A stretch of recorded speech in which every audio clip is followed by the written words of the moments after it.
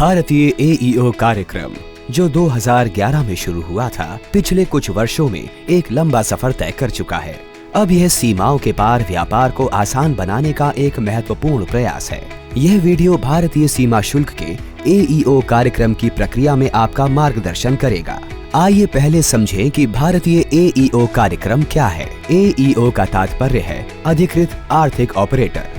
यह भारतीय सीमा शुल्क का स्वैच्छिक व्यापार सुविधा कार्यक्रम है, जिसका उद्देश्य अंतर्राष्ट्रीय आपूर्ति श्रृंखला सुरक्षा को बढ़ाना और अंतर्राष्ट्रीय आपूर्ति श्रृंखला के प्रमुख हितधारकों के साथ निकट सहयोग के माध्यम से वैध वस्तुओं की आवाजाही को सुविधाजनक बनाना है, जो है आयातक, निर्यातक, लॉजिस्टिक ऑपरेटर, रक्षक या terminal operator, custom broker, warehouse operator आदि।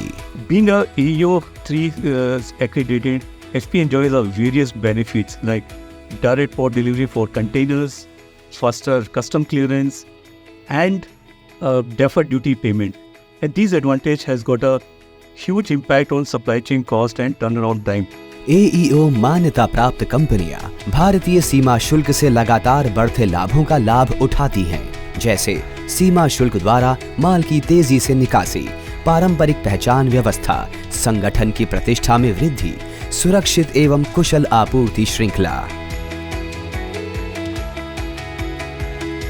भारतीय एईओ कार्यक्रम की वैधानिक संरचना WCO के सेफ फ्रेमवर्क के अनुरूप है, जो निर्यातकों और आयातकों के लिए 3 स्तरीय एईओ स्थिति प्रदान करता है।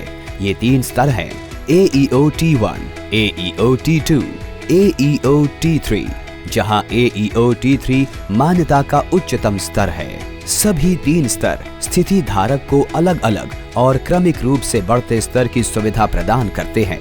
एईओ LO की एक और श्रेणी है, जो आयातकों और निर्यातकों के अलावा अंतर्राष्ट्रीय आपूर्ति श्रृंखला में अन्य सभी संस्थाओं को कवर करती है। T1, T2, T3 and LO is a status of a AEO holder.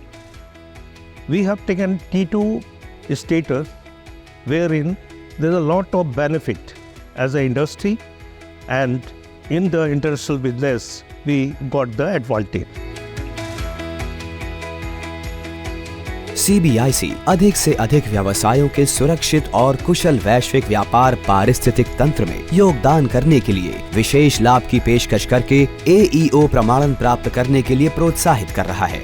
निर्माताओं द्वारा बेहतर माल सूची प्रबंधन सुनिश्चित करने के लिए आयात की सीधी पोर्ट डिलीवरी शामिल करना। एईओ T1, T2 और T3 के लिए गोदी से वेयरहाउस तक क्लियरेंस।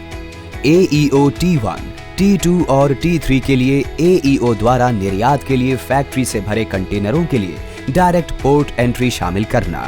एईओ प्रमाणित संस्थाओं को प्राथमिकता से कंटेनरों की स्कैनिंग का लाभ भी मिलता है। शुल्कों के आस्थगित भुगतान का प्रावधान। एईओ T2 और एईओ T3 के लिए शुल्क भुगतान और कस्टम क्लियरेंस को अलग अलग करना। एईओ T2 और T3 के लिए अन्य विदेशी कस्टम प्रशासनों के साथ भारतीय सीमा शुल्क द्वारा हस्ताक्षरित पारस्परिक पहचान व्यवस्थाओं के माध्यम से एईओ संस्थाओं द्वारा बढ़ी हुई व्यापार सुविधा और आगे कम की गई जांच का लाभ उठाया जा रहा है। भारतीय सीमा शुल्क द्वारा अमेरिका, दक्षिण कोरिया, संयुक्त अरब अमीरात, ताइवान और हांगकांग के कस्टम प्रशासन के साथ पारस्परिक पहचान समझौते पर पहले ही हस्ताक्षर किए जा चुके हैं। एईओ MRA वार्ता के लिए युगांडा, ऑस्ट्रेलिया, दक्षिण अफ्रीका, पूर्वी अफ्रीका समुदाय, रूस और जापान के साथ संयुक्त कार्य योजना पर भी हस्ताक्षर किए गए। सभी समुद्री बंदरगाहों और हवाई अड्डों पर 24/7 क्लियरेंस और IGST रिफंड और ड्रॉबैक के वितरण सहित रिफंड की तेज प्रक्रिया। इसके अलावा एईओ T1, T2, T3 और LO के लिए घटाई गई बैंक गारंटी का प्रावधान है।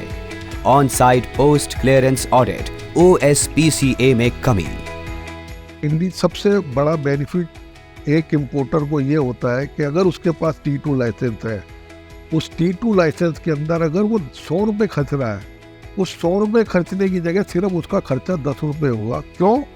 क्योंकि उसको कस्टम बेनिफिट देता RMX के अंदर क्लियरेंस करने का, मुश्किल से 10 शिपमेंट के अंदर से आपका एक शिपमेंट एग्जामिनेशन में आता है, क्योंकि एक शिपमेंट एग्जामिनेशन के लिए भी कस्टम ऑफिसर रिलायबल होता है कि उसको विद इन सेम डे और अदरवाइज नेक्स्ट हाफ डे के अंदर वो शिपमेंट के अंदर कर दे।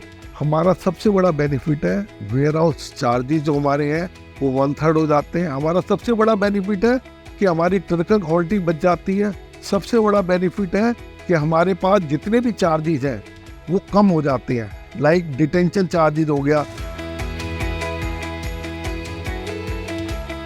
पात्रता और अनुपालन मानदंड के कुछ निश्चित सेट हैं जो AEO मान्यता प्राप्त करने के लिए पूर्व आवश्यक है। इकाई को भारत में कानूनी रूप से स्थापित और पंजीकृत होना चाहिए। इकाई को अंतर्राष्ट्रीय आपूर्ति श्रृंखला का हिस्सा होना चाहिए और सीमा शुल्क से संबंधित गतिविधि में शामिल होना चाहिए।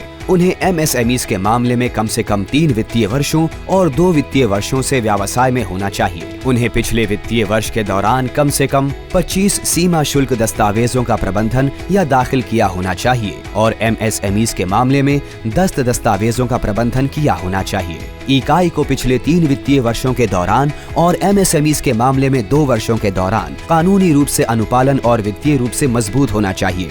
इकाई को अंतर्राष्ट्रीय आपूर्ति श्रृंखला मानकों जैसे प्रक्रियात्मक सुरक्षा, परिसर सुरक्षा, कार्गो सुरक्षा, परिवहन सुरक्षा और कार्मिक सुरक्षा को पूरा करने के लिए आपूर्ति श्रृंखला की सुरक्षा सुनिश्चित करनी जरूरी है। अर्थव्यवस्था को बढ़ावा देने और नए व्यवसायों और उद्यमों को प्रोत्साहित करने के लिए इस क्षेत्र में MSMEs को विशेष छूट दी गई है। AEO is a preferential program that allows importers and exporters to enjoy certain benefits when it comes to dealing with the customs. And the program expects the importers, the industry to act as a reliable partner of the government. Digital क्रांति हमारे देश के कोने कोने में फैल गई है, जिससे हमारे कामकाज के तरीकों में बदलाव आया है। व्यवसाय करने में आसानी में बढ़ोतरी के लिए AEO ऑनलाइन सुविधा का लाभ लेने के लिए इसकी आवेदन प्रक्रिया को भी सभी स्तरों के लिए ऑनलाइन कर दिया गया है। आपको www.aeoindia.gov.in साइट पर आयातक या निर्यातक के लिए IEC दस्तावेजों में पंजीकृत अपनी ईमेल ID और मोबाइल नंबर का उपयोग कर पंजीकरण करना होगा। पंजीकरण एक बार की प्रक्रिया है और आगे की किसी भी प्रक्रिया के लिए पहले आवश्यक है। विवरणों के सत्यापन के पश्चात आवेदक अपना T1, T2, T3 और LO आवेदन दाखिल कर सकता है। पंजीकरण के सफल सत्यापन के बाद आप AEO मान्यता के लिए आवेदन कर सकते हैं। AEO परिपत्रों के अनुसार संबंधित दस्तावेज अपलोड करें और आगे की प्रक्रिया के लिए जमा करें। दस्तावेजों की जांच AEO अधिकारियों द्वारा की जाएगी। इसके बाद T2, T3 और LO आवेदकों के लिए परिसर का भौतिक सत्यापन किया जाएगा। उचित सत्यापन और अनुमोदन के बाद AEO प्रमाण पत्र पंजीकृत मेल ID पर साझा किया जाएगा। उसका रजिस्ट्रेशन प्रोसेस जो है वो बहुत ही ईजी है। Online we can submit our applications और इसके बाद जो फिज़िकल वेरिफिकेशन होता है उसके लिए जो है हम लोग कस्टम ऑफिसर के साथ डिस्कशन करते हैं और वो बहुत ही कोऑर्डिनली डिस्कस करते हैं and they visit our plant also. And उसके बाद हमारे को जो बेनिफिट मिलते हैं AEO 3 स्टेटस के बाद वो बहुत ही बेनिफिशियल है फॉर द कंपनी आल्सो। जारी किए गए AEO T1 प्रमाण पत्र 3 साल के लिए वैध हैं और बाद की वार्षिक स्व घोषणाओं के आधार पर स्वतः नवीनीकृत हो जाते हैं। T2 3 साल के लिए और T3 LO 5 साल के लिए वैध हैं। पंजीकरण और आवेदन प्रक्रिया को सरल बनाया गया है और इसे www.aeoindia.gov.in पर उपलब्ध स्व सहायता उपयोगकर्ता गाइड का उपयोग करके आसानी से किया जा सकता है। इसके अलावा आवेदकों के सामने आने वाली किसी भी समस्या के समाधान के लिए एक समर्पित हेल्प डेस्क भी चालू है। AEO लगातार विकसित हो रहा है और आपकी साझेदारी हमें एक विश्वसनीय और सुरक्षित अंतर्राष्ट्रीय आपूर्ति श्रृंखला बनाने में मदद करती है। अनुपालन करें, अधिकृत रहें, विश्वसनीय रहें, सुविधाएं प्राप्त करें।